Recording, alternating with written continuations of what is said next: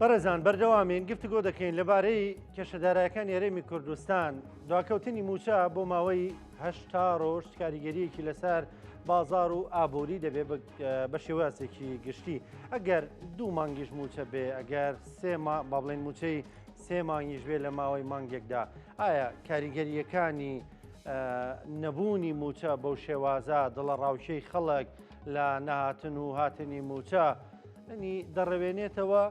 گفتگۆ لەسەر ئەم پرس و باس و بابەتە دەکەین بە میوانداری دکتۆر لاڤاراس دکتۆرا لابووری گشتی ڕاگری پەیمانگای ئەزمەر دکتۆر سڵاو لێبێ سڵاو لێبێ کاگرانکۆ زۆر بەخێر بێ دکتۆر با لەوە دەست پێ بکەین دواکەوتنی موچە بۆ ماوەی هەشتا ڕۆژ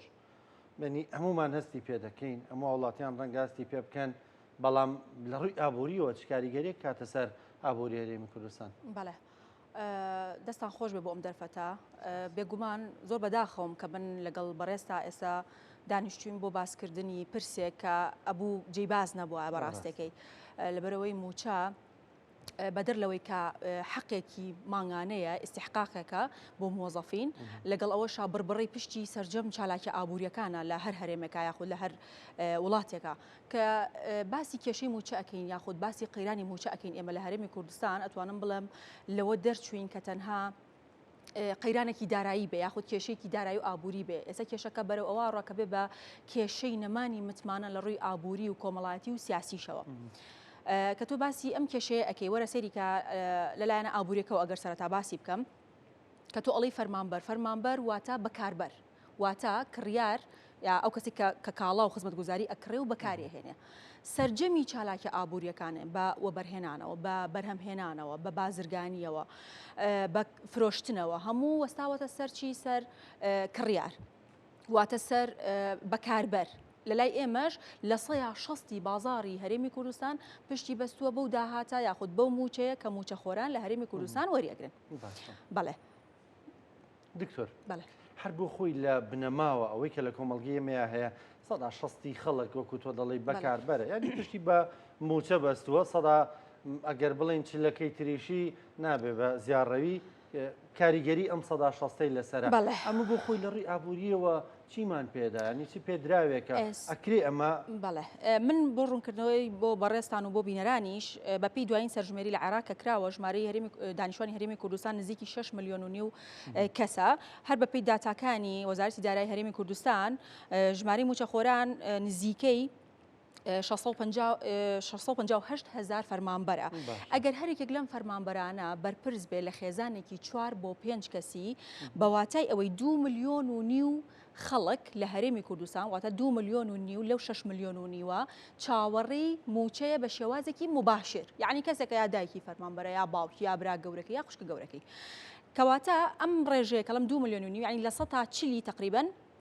دانیشتوانی هەرێمی کوردستان بە شێوازێکی ڕاستە و خۆ پشتی بە موچە بەستووە ئەوەی ئەمێنێتەوە لە 160 کە ئەمەش بە شێوازێکی ناڕاستە و خۆ پشتی بەستۆتەوە بە موچە بۆچی ئەم لە 160 کێ ئەمێنێتەوە فرۆشیارە بەرەمێنە بازرگانەکانە مستەسمیرەکانە کە هەمووی چاوەڕی دەستی موچەخۆرانە لەبەرو ئەگەر موچەی نەبێ موچەخۆر لە بازارە خواز نابێ بازار کزە بێ هەر بەپێی دراسەیەک دەرکەوتووە لە ماوەی مانگێکە ئەگەر موچە بۆ ماوەی مانگێک دوا بکەوێ ڕێژەی تەسیرەکەی کاریگەری نەرێنیەکەی لە بازارە بە ڕێژەی لە 130 بۆ 50 یعنی بە ڕێژەی لە 130 بۆ 50 بازار خاوە بێتەوە بەهۆی دواکەوتنی موچە تەنها لە ماوەی مانگێک ئەگەر ئەم مانگە ببێ بە 2 مانگ و بێ بە 3 مانگ بێگومان کاریگەریەکە قورستر ئەبێ لەلایەنی ئابووری دەرئەچێ بۆ نەمانی متمانە بە پێی داتاکانی بانکی دەولی لە کاتێکا کە منتەزەمی لە نەمانی موچەیە هەیە یعنی منتەزەمی نەمێنێ موچەخۆران بەڕێژەی لە 130 سیقیان نامێت. باشە دکتۆر ینی ئەوت لە ماوەی ئەم 2 ساڵەیە زۆر جارە مە ڕوویداوە بوو موچە 2 مانگ دوا کەوتو دواتر لە پڕ لافتێکە 2 موچە دراوە ینی ئایا ئەمە ئەو فەراغە پڕکاتەوە ئەو کاریگەریانە ناهێڵێکە لەسەر بازارە دروست بووە؟ بێگومان ئەمە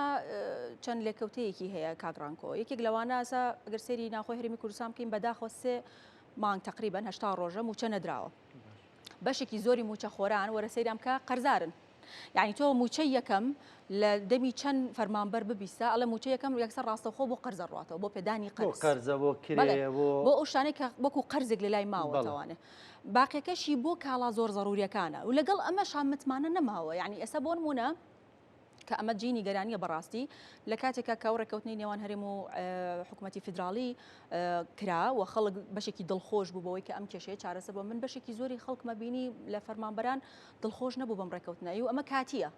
بۆچی واڵێ لەبەرۆی ئێمە لە 2014 هەتا ئێستا لەم کێشەیەین لە کێشەی دواکەوتنی موچە پێنەدانی موچە ڕوبعا موچە و هەتا کۆتایی کەواتە خەڵکەکە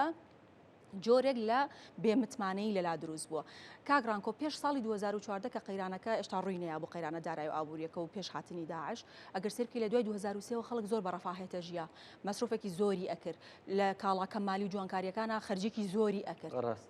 لە دوای 2014ەوە تەنانەت کە بارودۆخەکەش بەرەو باشتر ڕۆی خەڵکەکە نەهاتەوە سەر ئەو ئاستی بەکاربردن یا بەکارهێنانی کاڵە و خزمەتگوزاریەکان کە پێش قەیرانەکە هەیبوو بۆچی لەبەرۆی خەڵک هەمیشە چونکە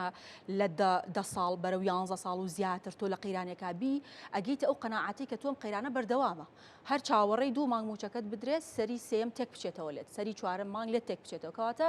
تەنانەت لە حاڵەتی هاتنی موچەکەشا خەڵکی هەم متمانی بەوە نییە کە ئەم سیستمە بەردەوام بێ و لە هەمان کاتیشا وەگوتم بارودۆخی خەڵک تەواو لە دۆخێکی سەخت و خراپایە بەشێکی زۆری قەرزارە بەشێکی زۆری کرێچیە بەشێکی زۆری نەخۆشی هەیە خوێندکاری هەیە خەرجەکانیان هەمووی زیاتر بۆ ئەوان ئاڕۆت دکتۆر بە بڕای تۆ ئەگا بە دارمانیا بووری یعنی ئەو بۆ نمونە موچە خۆر موچەکەشیا و توانی مانگی یەکەم قەرزەکانی باتە و مانگی دوم پێویستە ضرورەکان دابین بکە دوکاندار کرێکەی چۆن بە بازار چۆنە بژێتەوە پێویستە کەمالیاتەکان یعنی ئەوانەی کە کار و ژیان و کەسابەتیان لەسەر و پێویستیانەیە و خەڵک ئیتر ناتوانێت دابینی کا بۆی نەبوونی متمانەوە ئێمە دارمانی بازاری لێ ناکەوێت بە دڵنیایی لێ ئەکەوێتەوە کاگرانکۆ لە بەرەوەی کە ئێمە هەمیشە وتومانە ئابووری وەکو زنجیرەیەک وایە هەمووی ڕەبتی بە یەکتریەوە هەیە کە کاتێکم من فرۆشیارێکم بەرهەمهێنێکم دوکانێکم هەیە محلێکم هەیە کە ئەزانم خوازە سەر کاڵاکەم نییە فرۆشتنم کەم بۆتەوە کرێکارەکانم مۆزەفەکانم و کەسانی کە لە لام ئیشەکەن شاگردەکانم دەریانەکەم ئیزنیانەیەم لە بەرەوەی کاڵم کڕیارم نییە کەواتە هەم بێکاری زیاکە ئەمە لە محلێک لە دوکانێک لە موسسەیەکی تر لە کەرتی تایبەت تەنانە چونکە ئێمە کەرتی تایبەتیشمان هەر بە شێوازێکی ناڕاستەخۆ چاوی لە بڵێن فەرمانبەرانە لە کەرتی گشتیە بڵێ کەواتە لە حاڵەتێکا کە تۆ ئەم شتە بە شێوازە بەردەوامە بێ ئەم ناڕێکیە هەیە ئەم غێر منتەزەمیە هەیە لە پێدانی موچە ئەم بێمتمانەیە هەیە لە پێنەدانی موچە کەواتە بێگومان کاریگەری ئەبێ لەسەر تەواوی بازار و بەرهێنیش بە هەمان شێوە سەری دەستی بڵین موچە خۆرانەکە کە کاتێک موچە نییە بازار کەس ئەبێ خۆتەزانی لە هەموو بڵین کاڵاکانەوە ئەو خواسە دابەزێ بە عقاراتەوە بە کاڵا سەرەکیەکانەوە تەنانەت تۆ بڕۆ سەری مارکێتەکان کە بەشێکی زۆری ئەڵە فرۆشم بە ڕێژی لە 170 کەمی کردووە یعنی کاڵاکانی بە ڕێژی لە 170 فرۆشتنی کەمی کردووە ئەم کەسە کاڵای تر ناکڕێ بازرگانەکە بێکارە بێ یعنی هەمووی وەکو حەلقات وایە ڕەبتی بە یەکتریەوە هەیە لە کۆتایی شابێتە هۆی داڕمانی بازار بێگومان لە هەمووی خەتەرتر ئەو متمانەیە کە ئێمە لە دەستی ئین لەلایەن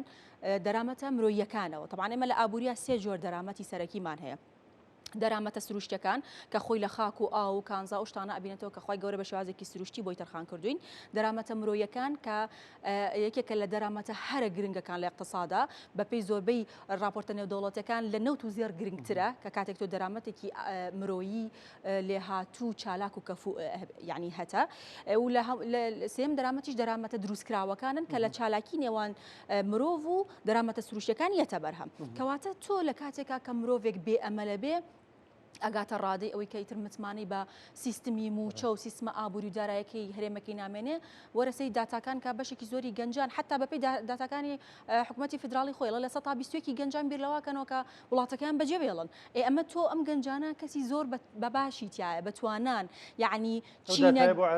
بۆ عێراق و هەرێمی کوردستانی یعنی تۆ چینێکی زۆر چالاک و کەفوت کە گەنجە کە تۆ ئەتوانی بیهێنی بیخیتە پرۆسەی کارکردنەوە مەشروعی بۆ بکەیتەوە بیخیتە قیتاعی خاصەوە ئابوووریەکەتی پێ ببوژێنیتەوە لە دەستێی و لە هەمان کاتە ئەمە چیتر دروستەکە یعنی زۆر جار کەسێکە بینی پسپۆرەێکی لە بوارێکە کە سیرەکان موچەکەی نییە مامۆسایە بۆ نمونە بنمونە باسکەم موچەی نییە مجبورە بێ بچێ ئیشێکی تر بکە کە پسپۆری خۆی نییە یعنی تۆ هێزی کارە یاخود دەرامەتە مرۆیەکانە تووشی داخورانەکەی سەرمایە مرۆیەکەت کە لە نەوت و زێر گرنگترە تووشی بێمتمانەیەکەی تووشی بێئەمەلی ئەەکەی لە وڵاتەکەت چەنەها مۆزەفمان هەیە چەنەها مامۆسامان هەیە کە ئەمە ناحەقیشیان ناگرم بەداخەوە کام قسەیاکەم ئێستا بە دڵسۆزی کارەکەی ناکە هەر ناچێتە سەر کارەکەی بشتێت بۆ نمونە مراجعێگێ بۆ لای کەسێکی سەردانیکەریە بۆ لای ئیزنەیە کارەکەی بەباشی بۆ ناکە بۆچی چونکە هەستەکە پاداشتی کارەکەی وەرناگرێتەوە کەواتە ئەمە خۆشی دیسانەوە لە ڕووی اقتصادەوە لە ڕووی ئابووریەوە کێشەمان بۆ دروستەکە لە بەرۆی ئەم بێمتمانەیە واکە کە بەرهەم بەرەو لاوازی بڕوە ئینتاجێ دابەزێ و بە نەرێنی بمێنێت باشە دکتۆر بە بڕای تۆ لە ڕووی ئابووریەوە تا کەی دەڕوایانی حکومە دەرداوامان لێکە خۆراگر بن و سەربەرز بن و خۆتان بگرن و بەهێز بن و یعنی ئینسان نتوانێت تاکەی مەسەلەن ئیداری ئابووری وڵاتەکەی بەم شێوازە بتە وڵی کاگرانکۆ خەڵک زۆر ماندووە یعنی وەرە سەیری خەڵکە سەری بارودۆخ و گوزەرانی خەڵکە ئەمڕۆ من یەکێکم دیوە ئەڵێ ینی عیلێکی گەورە بە معاشێکی خانەنشینی باوکمەژین کە عیلێکی سەر بڵێن خێزاندار و گەورن ئەمە یەکێک لە نمونونەکانە بۆ باسکەم ئەم خەڵکە کرێچیە نەخۆشی هەیە مناڵی هەیە و پێموتی ینی ئەمە حەقێکی خۆیەتی ئستحقاقی خۆیەتی ڕاستە ئێمە هەمیشە وتومانە وەکو پسپۆرێکی ئابووری من هەمیشە وتومە ئەم کێشەیەکی سیاسیە ئەوەندەی کێشەیەکی سیاسیە کێشێکی ئابووری نییە ئەوی لەگەڵ بەغدامانە بەڵێ ئەوی لەگەڵ بەغا هەمانە کەواتە لە ڕۆسیاسیەکەەوە ئەبێ ئەمە چارەسەر بکرێ ئەبێ حکوومەتی هەرێمی کوردستان نیازپاکی خۆی بەرامبەر بە حکوومەتی فیدراڵی بخاتە ڕوو بیسەلمێنێ کە نیازمان پاکە ڕێکەوتنەکە دەقی ڕێکەوتنەکە وەکو خۆی جێبەجێەکەین ڕێکەوتنەکەت پێ چۆنە وەکو پسپۆرێکی ئابووری ئەگەر ڕێکەوتنەکەمان پێ باشە و ئەنجومەنی وەزیران خۆی موافقەتی لەسەر کردووە یعنی پێمان مناسب وەکو پسپۆرانی ئابووری بە تایبەت لە بەرۆی کە ئێمەمانەوێ بە زووترین کات خەڵک موچەخۆران کە بوون بە چۆنەڵی یاری نێوان ئەم یاریە سیاسی بارمتە بزەبت نەجات بین لەم بارودۆخە بۆیە ئێمە ڕێکەوتەکەمان پێ باشە بەڵام بەو مەرجی کە هەردوو لە پابند بن بەوەی کە بڵین ناوەڕۆکی یاخود دەقی ڕێکەوتنەکە جێبەجێ بکەن یعنی یەکێک لەوانە ئەبێ حکوومەتی هەرێمی کوردستان بەڕاستی نیازپاکی خۆی بسەلمێنێ بەرامبەر بە حکوومەتی فیدراڵ بەوەی کە ئەو دەقانی لە ناو ڕێکەوتنەکە هەیە جێبەجێکە ئەگەر نا ئەم شێوازە یعنی ئەم بارودۆخە بەداخەوە بەم شێوازەی ئێستا بەردەوامە بێت و ئەوەشی کە باجەکەی ئەیە خەڵکی بەشمەینەت و هەژار و داماوەکەی کە ئێستا ئیبینی باشە دکتۆر دەڵی دەبێت هەرێمی کوردستان نیازپاکی خۆی پیشاندا بەرامبەر بەغدا ئەنی پێ دوایە بەغدا بەم ڕێکەوتنی تر لێ دەگەڕێ و موچە دەنێرێ من وەکو ڕای شخصی خۆم ئەمە باسکەم ڕەنگە هەبێر لەگەڵم هاوڕانە بێ من دەمێکە وتومە حتا لە ینی ئەکاونتی تایبەتی خۆم ئەوم باس کردووە کە ئەم ڕێکەوتنە بێت لەسەر ئاستی کەسانی باڵا و ینی کەسانی سیاسی لەسەر ئاستی باڵا بێت لە عێراق و هەرێمی کوردستان بە ئامادەبوونی نوێنەری وڵاتانی دەرەوە ئەم ڕێکەوتنە ئەنجام بدرێت ئەمە ناکرێت تۆ حتى ئەگەر معاشی مانگی 5 و 6 بنێرێ دوایی خاڵێک نقاتێک لایەنێکی سیاسی بێ بە ڕێگر بۆی کە ئەم ڕێکەوتنە دیسانەوە هەڵبۆشێتەوە ئەمە دیسانەوە ئێمە ئەچینەوە سەر ئەو خاڵی کە باسم کرد کە بێمەتمانەی لە لای خەڵک دروست بووە کە دڵنیانیە لەوەی کە بەیانی چی لێ بەسەریە بەڕاستێکی بەڵێ باشە دکتۆریانی ڕێکەوتنەکەی ژناڕوونیکی تێدا بوو بۆ ئەمڕۆ هەندێک دەنگۆیە گوایە بەغدا داواکاری زیایی لێمانێ هەندێشتی زیایی لێمان داوا کردووە لە کاتێکە ڕێکەوتنەکە خاڵەکانی ڕۆن و وازەحە و هەردوو لاش لەسەری ڕێکەوتون هەردوو لاپێی ڕازی بوونە بەڵێ بێگومان ئێمە بەپێی ئەو زانیاریانە کە بینیمان لە کەناڵەکانی ڕاگەیاندن و لەسەر ئەساسی ڕێکەوتنەکە شتەکان ڕوون و وازەح بوو 1 2 3 4 ینی شتەکان حتا ئەنجومەنی وەزیران خۆی موافقەتی لەسەر کردووە لەبەرەوە لەو باوەڕیانیم هیچ خاڵێکی ناڕوون هەبێ لە ڕێکەوتنەکە وازەحە تۆ وەرە 120 ملیارم بەرێ وەکو داهاتی نانەوتی ئەو داهاتەکانی کە لە ناوخۆدا هەتا لەگەڵ 230,000 بەرمیل نەوت لە ڕۆژەکە منیش موچەی فەرمانبەرەکانە بۆ نێرم لەمە زیاتر نییە کاگران کۆجان کەواتە تۆکو حکوومەتی هەرێمی کوردستان ئەبێ ئێمە نیازپاکی خۆمان بسەلمێنی کە وەکو هەواڵەکان بەڕاستی تا ئێستا نەمان بینی وەکە 120 ملیارەکە چوو بێتە سەر حسابی حکوومەتی فیدراڵی لە ملیارەکە بەپێی زانیاریەکان ئەمڕۆ دەنێرێ هەرێمی کوردستان ئەمڕۆ دەینێرێ بەڵام بۆ نەوت دکتۆریانیەوە بیانونیە بەغدا دەیکرێت دەڵێ هەتا نەوت ئەنی بەو زمانە بڵێنە تا بۆری نەچێتە بۆریەکانەوە من موچەنانێرم خۆی کاگرانکۆ ئەمە وەک ئاماژەمان پێکرد وەکو ڕای خۆم و پسپۆرانی ئابووریش ئەمە لە بەر ئەوەی کە هۆکارێکی سیاسی و کارێکی ئابووری نیە حکوومەتی فیدراڵی و حکوومەتی یاریمی کوردستانە بینێکە وەکو دەوڵەتێک معاملەی کردووە کە چوو عقدی لەگەڵ وڵاتانە کردووە کە ئەمە لە دەرەوەی بنەماکانی دەستورە ینی بۆ نمونە کەواتە ئەمە وای کردووە کە زۆر جار حکوومەتی فیدراڵ باجی شتێکمان بە شتێکی تر پێەیە یاخود بیانوی شتێک بە شتێکی ترەگرێت کەواتە من ئەڵێم ئەمە دیسانەوە ئەبێ لە دوولانە سیاسەکە ڕێکەبێ بە پێ ئۆتیفاقی کە کردویانە هەردوو لا پابند بن و خەڵکیش ئیتر لەم بارودۆخە ناهەموارە بێتە دەرەوە. باشە دکتۆر بگەڕینەوە بۆ سەر لێکەوتابووریەکان ینی بەچی دەگەین ئەگەر ئەوها بەردەوام بێ ئەوها بێ متمانەی بێگومانەر بەردەوام بێت چونکە موچە و دوان و سیانیش متمانی خەڵک نایەتەوە بەڕاستی چونکە دەزانین ئەم ساڵی ژیوایەکی زۆر درایەوە بە فەرمانبەران بە کۆمەڵگە بە گشتی لانیکەم هەمومان پێکەوەی مەوکو میدیاکارەکان لە زاری سیاسیەکانەوە لە زاری بەرپرسانی باڵای هەرێمی کوردستان و بەغداشەوە وتمانەوە بۆ ئەم ساڵ 12 موچەکە زەمانە بەڵام ئەوە زەمانەکە بوو کە بینیمان ئەنی ئەمە چی دروست دەکات؟ بەڵێ طبعا ئەمە هەرم ساڵ نییە ساڵی پار نییە بەداخەوە ئەمە لە 2014 لە مۆزعیان کاگران کۆگیان یعنی لە 2014 ئێمە لەم مەعمعەیەین لەم بێمتمانەیەیان کە موچەیەت ئەوە کێشەی موچە چارەسەر بوو واژ نییە دوایەکی هەر بۆیە ئەمە ئەگەر بەم شێوازەی ئێستا بەردەوام بێ بەشێکی زۆری یەکجاری لە دەستی کارەوە باس بکەم بەشێکی زۆری دەستی کار لە دەستین بەڕاستی وەرە سەیری کە ئێستا دەمی هەر گەنجێکەکەیتەوە هەر خەریجێکی زانکۆ پەیمانگا خواخوایەتی وڵاتەکە بەجێ بێڵێ ئەمە شتێکی زۆر خراپە بەڕاستێکی و پرۆسی خوێندن بۆ نمونە باس بکەین تەلەبەیەکە خوێندکارێکە دڵسۆز نییە بۆ خوێندنەکەی بۆچی ئەڵە دوایی نابن بە هیچ ئەوە تاوە وەزعی معاشە بۆ نمونە ئەوە وەزعی تەعیناتە ئەوە وەزعی بازاڕەکانە کەواتە کە تۆ سەیرەکەی گەنج وەکو دەستی کار وەکو ئەو بڵین لایەنەی ئابووری کە تۆ ئەبێ زۆر احتیمادە لەسەری بێ ئینتیمای بۆ دروستکەی ڕایبێنی ڕاهێنراو بێ بتواننا بێ ئەمە وردە لە دەسەی یان ئەمەلی نامێنێ بە وڵاتەکە کە بژمێنێتەوە تایە بە دڵسۆزی کاریتیانناکە دڵسۆز نابێت بۆ ئیشەکەی خۆی بۆ نمونە بۆ پیشەکەی بۆ خوێندنەکەی یان ئەوە تا بیر لەوە کاتە وڵاتەکەی بەجێ بێڵێت و لەم ڕێوە تۆ دەستێکی کاری لێ هاتوو لە دەستیت و ڕەنگە هەر بەداخەوە وەکو بەم ڕۆژگارەی بیستین هەر لەو ڕێ لە ناوچێ بەداخەوە کەواتە ئەمە وەکو لایەنە سەرچاوە مرۆیەکە وەکو لایەنەکانی تری ناوبازارە گەرسێری بکەیت تۆ بەرهێنێکی ئێمە هەمیشە وتومانە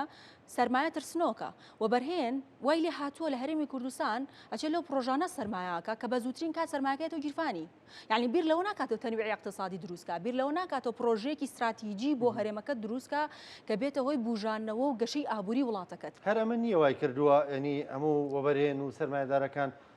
پەنابەنە بەر پرۆژەکانی نیشتەجێ بوو بڵێ ئەوە یەکێکە لەو خاڵانەی کە سەرمایە بڵین وەبەرهێن وا بیرەکاتەوە کە بە زووترین کات لە ماوەیەکی کەمە خێرا ڕبحێکی زۆر بە سەریعیەتەوە سەرمایەکەیەتەوە گیرفانی بە ڕبحەکەەوە کەواتە تۆ گەر سەیری بکەی وەرە سەیری داتاکان کە زۆربەی زۆری پرۆژانەی وەبەرهێنان کە ئێمە دڵمان پێ خۆشە بەپێی داتاکانی وەبەرهێنان زیای کردووە لە کەرتی سەکەن و عقاراتە بەداخەوە وەرە سەری زراعەکە ئیهمال کراوە سەری سناعەکە ئیهمال کراوە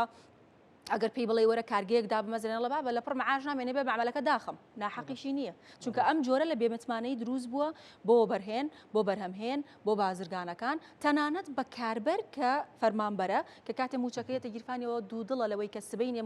موچەیەکی تر وەرەگرێتەوە یاننا و ئەم موچانەش بەڕاستەکەی کە ئەگەر دوو موچەش بەسەریەکەوە من لەو باوەڕەیەم زۆر جێی دڵخۆشی نەبێ بۆ فەرمانبەران ئەگەر هاتوو منتەزەمینە بێ لە سیستمەکە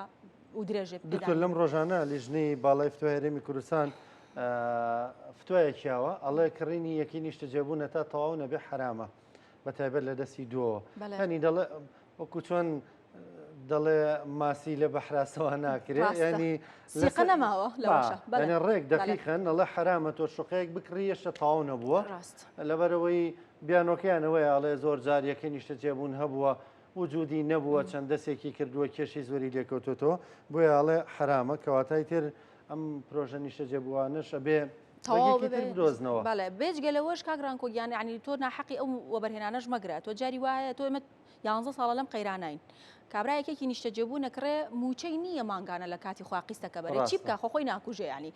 مستەسمەریش ئەم قیزنەیەنە ئەو قیزنەی زۆربەی زۆری ئەوانەی کە یەکەیەکی نیشتەجێبوون بە قیستە کڕێ کەسێکی فەرمانبەرە چاوەڕێی موچەکەیەتی و بەرهێنێکە سیر بکە موچە خۆرەکە قیستەکەی بۆنێنێ ئەمیش سەرمایەکی پارەیەکی نایەتەوە چونکە ئیشەکەی دووبارە دەست پێ بکاتەوە یاخود تەطویری پێبا بۆیە من هەمیشە وتومە ئابووری هەمووی وەکو حەلقات وایە هەمووی ڕەبتی بێکەوە هەیە بەڵام ئەوەی کە بڕبڕەی پشتی ئابوووریەکەتە بە تایبەتی بۆ هەرێمی کوردستان وەکو باسم کرد لە سەرەتای بەرنامەکە موچەی موچە خۆرانە لەبەرەوەی وەگوتمان لە سەیا چلی بازاری هەرێمی کوردستان بە شێوازێکی ڕاستەخۆ پشتی پێبەستێ و لە 160 بە شێوازێکی ناڕاستەخۆ پشت بۆ موچەیە ئەبەستێ کە موچە خۆران لە موچە وەرەگرن لە کەرتی گشتی. دکتۆر وەکو پسپۆرێکی ئابووری ینی دواپرسیارم ئەگەر بڕوانینی تۆ چی بکرێت دەبێت چی بکرێت؟ بەڕای من زۆر جار ئەو قەیرانە دارایی و ئابوووریانە کە ڕوئەیە هەموو قەیرانێکی تریش لە ژیانە گەر باسیکەین بەس من وەکو پسپۆرێکی ئابووری باسی قەیرانی دارایی و ئابووری بکەم زۆر جار فرسەتێکێتە بەردەستمان پێمانەڵێ خەلەلەکانمان لەکوایە سیاسەتەکانمان لەکووا غەڵەت بووە بۆی ڕاستیکەینەوە ئێمە پێویستمان بەوەیە کە یەکەمین شت ئەم ئیتیفاقی کە حکوومەتی هەرێمی کوردستان و حکوومەتی فیدرال کردویانە پابند بین بە دەق و ناوڕۆکی بڵین ئەو ئیتیفاقیەوە کە کراوە و دواتر بیرێک لەوە بکەینەوە هەرێمی کوردستان لە ڕووی ئابووریەوە بێ ببوژێتەوە یعنی ئێمە وەکو مامۆسایانی زانکۆ وەکو پسپۆرانی ئابووری کاگڕانکۆ 14 ساڵە لەگەڵ سەرهەڵدانی قەیرانی دارایی و ئابووری پێش منیش مامۆساکانی ترمان یادیان بەخێر کە هەر هەمان قسەیان کردوتەوە جەختمان لەوە کردوتەوە کە ئەبێ ئێمە ئابووریەکی هەمە چەشنمان هەبێ تۆ لە هەرێمێکای کە هەرێمی کوردستانە هەموو سێکتەرە ئابووریەکان شیاوە کاری تیا بکەیت شیاوە ببوژێتەوە لە کشت و کاڵتەوە لە گەشت و گوزارتەوە لە پیشەسازیەوە لە تەکنەلۆژیەوە لە ڕێگاوبان و بڵێن خزمەت گوزاریەوە هەموو ئەمانە تۆ توانی ئیسیسماری تیا بکەی بەکاری بێنی وەکو سەرچاوێکی داهات لە هەمووی گرنگتر ئیشەڵا ئەمە ئەچێتە بواری جێبەجێکردنەوەوانێ و بیر لەوەکەینەوە کە ئەمە شەفاف بین لە داهاتمانە لە سەرچاوەکانی داهات لە چۆنێتی تەخسیسکردنی ئەم داهاتە بۆ خەرجیەکانمان تا بزانین یعنی چۆن ئیدارەی بین لە هەمووی مهمتر من زۆر ئەمە ینی لە زۆر کاتی تر اقتراحی ئەوم کردو کە ضرورە هەرێمی کوردستان سندوقی تەواریئی هەبێ یاخود سنووقی فریاکەوتن یاخود ئەو سنووقی کە پێوترە ئیستقراری مالی یان جێگیری دارایی لە داهاتی فرۆشتنی نەوت ئەم سنووقە بۆچی باشە لە داهاتی فرۆشتنی نەوت لەو داهاتی بڵێن خاڵە سنووریەکان لە زەڕی بە بڵێن بۆ نمونە لە باچ لە ڕسومات تۆ ساڵانە بڕێک لە پارە ئەخیت ئەم سنووقە وەکو دەغیلەیە کە چۆن بۆ مناڵەکەتی دانی کاگڕانکۆ ئەم دەغیلەیە تۆ کە لە کاتی پێویستیا کەسەکەی داهاتەکەت کەمی کردوکو چۆن بەداخواستە موچەخۆران زۆربیان دەغیلەی مناڵەکانیان شکان لەم سێ مانگە بەداخەوە ئەم سنووقەت هەیە کە کاتێک نرخی نەوت دابەزێ تووشی قەیرانێکە بی پەتایە بڵاو بێتەوە ساڵێکە کۆرۆنا بڵاوەوە تۆ لە داهاتی ئەم سندوقە چیەکەی موچەی موچە خۆران دابینەکەی ئەمە